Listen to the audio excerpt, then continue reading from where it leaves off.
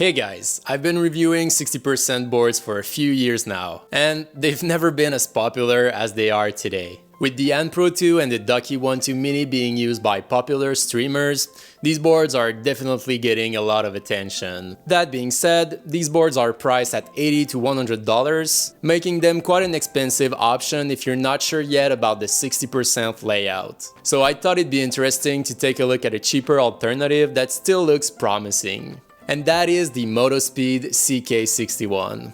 At only $45, it has Kailh Box switches like the Pro 2, and it also has a USB Type-C connector as well as RGB lighting. So, should you get this instead of the Pro 2 or the Ducky One Mini?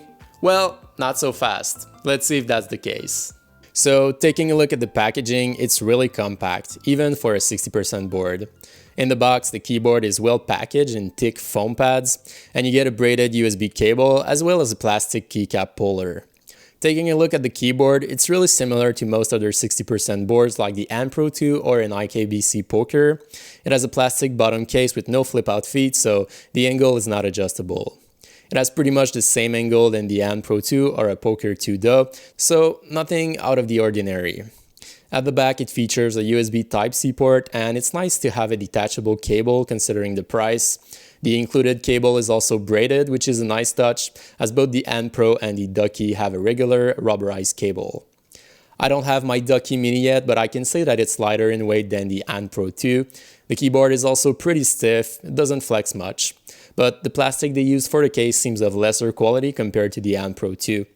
Overall, the Pro feels a bit more premium and better built, but it is quite a bit more expensive too. Having the Type-C port dead center, this keyboard won't fit in other third-party cases, so forget about swapping out the case for a custom one. The keycap it comes with have double shut legends with printed second layer functions on top. You can expect the printed legends to wear easier, but the main legends should last throughout the life of the keyboard. Motospeed don't specify the material they use for the keycaps, but I have a strong feeling that they're ABS, with a textured grainy finish, so you can expect them to shine over time, but the finish might help to reduce that wear. Another important thing to note is that most keycaps had cracked sockets for where the switch's stems go. It's a bit unfortunate, and I don't know why it happened. Were they designed for smaller stems, or it's during the molding process? I wouldn't know. It also seems to be the horizontal pattern that has cracked endings, and these cracks weren't present on the sockets for the stabilizers. But again, the keycaps are easy to remove and to reinstall, and they don't feel fragile or as if they could break when you remove or install them. Now we'll take a look at the switches, which I think are the big deal with this keyboard. It has Kailh White box switches, and I think that's the only available switch for this board actually, and I like them a lot personally. These would be linear switches with an added click bar, so although they are technically linear switches, they feel like clicky switches. But the audible click is really high-pitched, and the tactile bump is really sharp too. Coming from brown switches, I like them a lot, at least more than blues or reds. These switches also lay on top of what seems to be an aluminum plate, and that probably helps making it lighter than other comparable boards. As for the stabilizers, the stems tend to get stuck in your keycaps when you remove them. This is not really common. Normally they're made so that they stay in the plate, and they're not that great. They rattle a bit. Overall, they are alright, and I have seen worse, but in comparison, my Pro 2 has much better stabilizers, and they would not be comparable to genuine Cherry stabs or good clones. On the bright side, they are Cherry MX compatible, so they would fit most third-party keycaps, and this keyboard has a standard NC layout, so the bottom row should not be a problem if you want to replace the keycaps.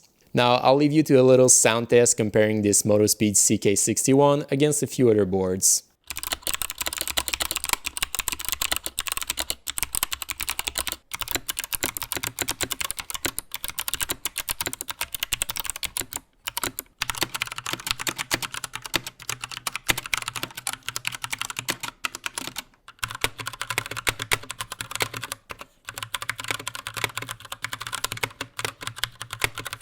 This keyboard also has RGB lighting. It's pretty decent, it looks great, although it's not that bright, mainly because the backplate is dark compared to a white plate that shines much more.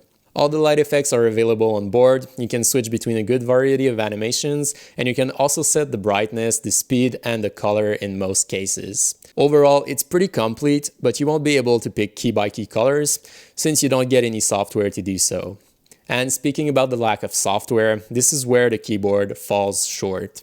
You can't remap any keys on this keyboard, so you need to use it as is, and I think the biggest problem is the key layers implementation. On most 60% keyboards, if you want to access keys that are not part of the regular layout, let's say the arrow keys, you need to hold down a function key, and then, while you hold it down, you will have access to another layer of keys. That could be WASD or IJKL to trigger the arrow keys. But on this board, you need to activate a layer to use it. So let's say that I want to use the arrow keys. I need to press function and 4, and then WASD will act as arrow keys. If I want to go back to WASD, I need to press function and 4 again. And while it might not seem too bad, this method really slows you down as you need to activate and deactivate the modes, instead of having it activated while holding down the function key and going back to the normal layout by releasing the key. Surprisingly enough, when the arrow mode is on, if I hold the function key while hitting WASD, I will actually have access to the WASD keys instead of the arrow keys, so it then acts a bit like I wish it did, but inverted.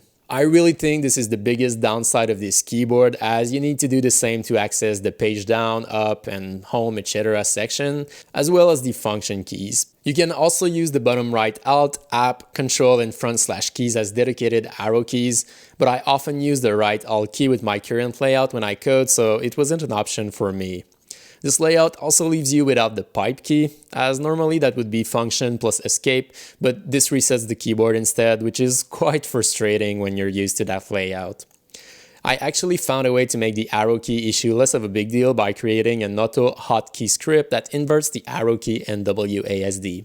So that would kind of work as expected by just holding down the function key, but the arrow mode tends to reset itself at times. I don't know if it's a key combo that I hit by mistake or if the keyboard just resets after some time, but that wouldn't be a perfect solution because of that.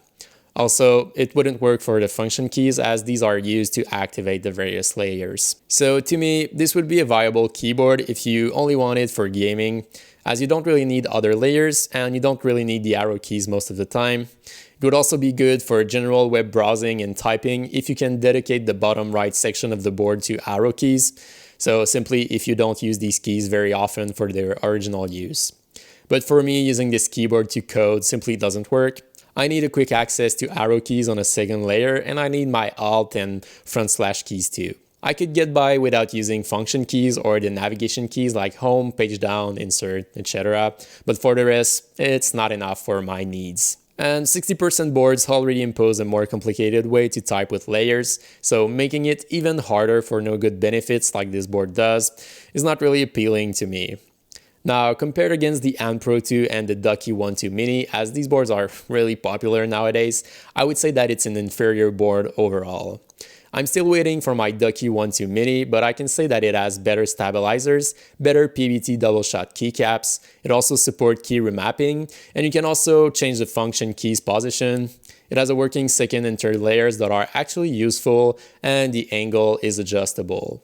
Now, comparing the Pro 2 to this Motospeed keyboard, the Pro 2 has better build quality, it also has better stabilizers, it supports Bluetooth and a wired connection too.